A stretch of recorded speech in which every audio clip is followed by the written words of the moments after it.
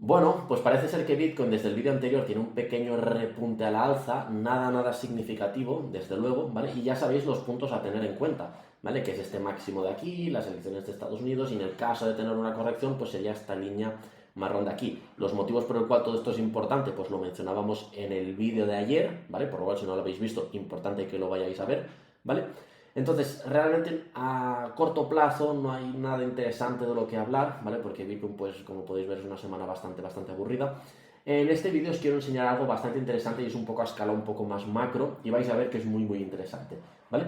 Entonces vamos a abrir aquí una segunda pestaña y aquí abajo vamos a poner el oro, ¿vale? Estamos en temporalidad semanal, tanto en Bitcoin como en el oro.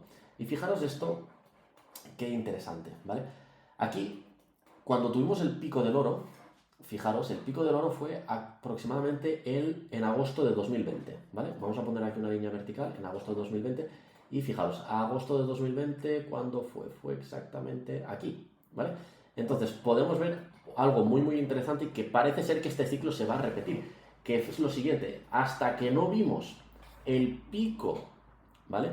En el oro, Bitcoin no empezó a subir, ¿vale? Y fijaros que posteriormente a este pico, pues el oro tuvo pues un comportamiento muy bueno, casi cada semana formando máximos históricos, ¿vale? Por lo cual, Bitcoin, el oro venía de una muy buena racha, formó su pico y desde que formó este pico fue cuando Bitcoin realmente empezó a subir, ¿vale? Por lo cual podríamos decir que hay como un efecto retardado entre la subida del oro y la subida de Bitcoin, porque podéis ver el oro empezó a subir desde aquí y bueno, esto si vamos a verlo, esto fijaros, esta subida fue en mayo de 2019, mayo de 2019 fue aquí, por lo cual aquí podéis ver que Bitcoin más bien estaba lateralizando y tuvimos un efecto retardado, ¿vale?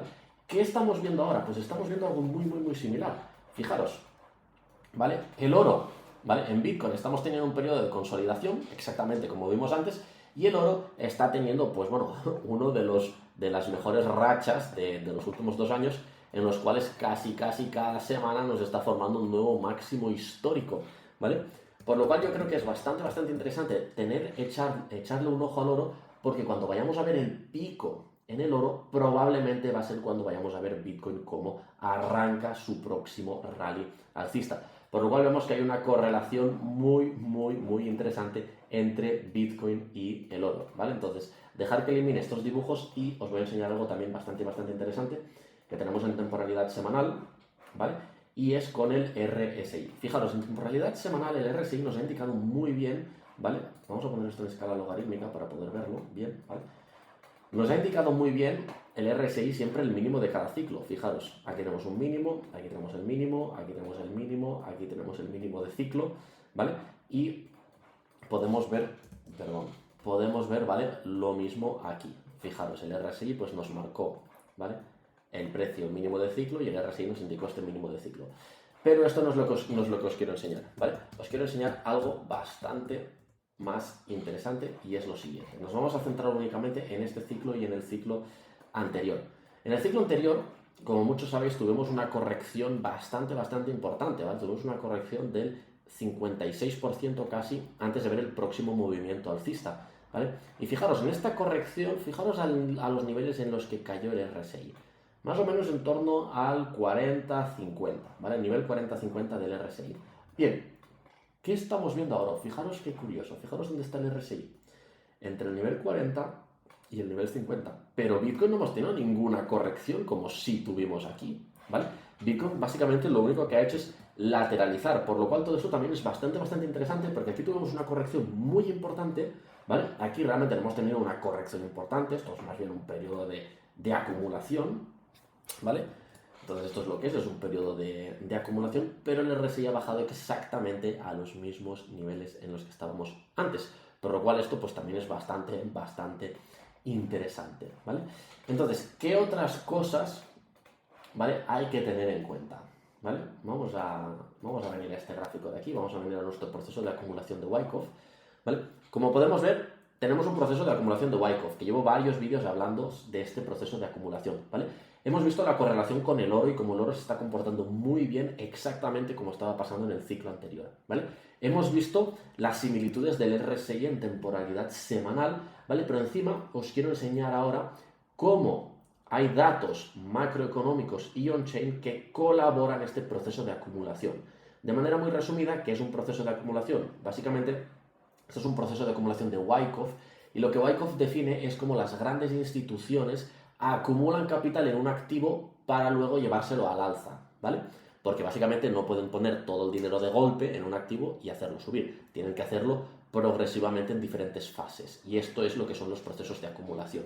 Pues bien, en Twitter, ¿vale? Yo no publico nada, pero sí que retuiteo, bueno, Twitter en X, perdón, retuiteo pues posts interesantes. Entonces, si queréis un poco ver lo que reposteo, os dejo mi Twitter por aquí para que le echéis un vistazo, ¿vale? Pero fijaros, aquí en negro podemos ver el precio de Bitcoin y fijaros este proceso de acumulación en el que estamos ahora, ¿vale? Y en azul, esta línea azul que representa básicamente son las nuevas ballenas, ¿vale? Son las billeteras de las nuevas ballenas, es decir, de las entidades que poseen más de 1000 Bitcoins. Lógicamente aquí se incluyen los ETFs, pero fijaros, ¿vale? Las nuevas ballenas, o sea, las direcciones que poseen más de 1000 Bitcoins, el número de direcciones que poseen más de 1000 Bitcoins, está subiendo a ritmos astronómicos nunca visto jamás. ¿Qué es lo que define Wyckoff? ¿Cómo las instituciones acumulan capital? ¿Qué son las ballenas? Pues básicamente son los que, entre comillas, mueven un poco el mercado, ¿vale? Y pues fijaros el ritmo de acumulación que llevan, que es un ritmo parabólico nunca visto jamás, por lo cual todo esto colabora perfectamente esta hipótesis de la acumulación de Wyckoff, ¿vale? ¿Qué otro gráfico interesante tenemos? Antes de enseñaros esto, os voy a enseñar este de aquí, que es lo mismo, que esto es lo que poseen, ¿vale? One year change in total whale holdings, ¿vale? Es decir, lo que poseen las ballenas, es decir, todas esas personas que tienen más de 1000 bitcoins.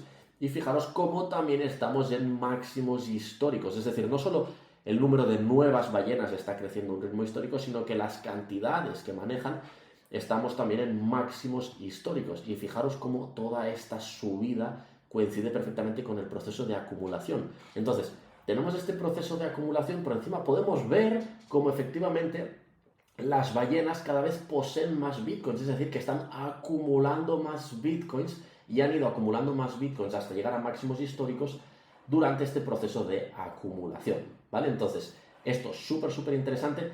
Y luego tenemos esto de aquí que también es algo muy interesante, que es la liquidez global, ¿vale? Entonces, por los que me seguís desde hace bastante tiempo, ya sabéis que la liquidez global es esta línea que tengo aquí abajo, que os he demostrado en anteriores vídeos como hay un efecto retardado entre la acción del precio de Bitcoin y la liquidez global, ¿vale? También os enseñé este gráfico de barras de aquí, en los cuales podemos ver cómo Bitcoin es el activo más sensible a la liquidez global, ¿vale? Un 83% de sensibilidad y el oro tiene un 68%. Entonces, Bitcoin no solo está altamente relacionado con la liquidez global, sino que es el activo más relacionado o más sensible a la liquidez global. Entonces, aquí tenemos la liquidez global, pero fijaros, ¿vale? Os quiero enseñar este post en Twitter que es muy interesante.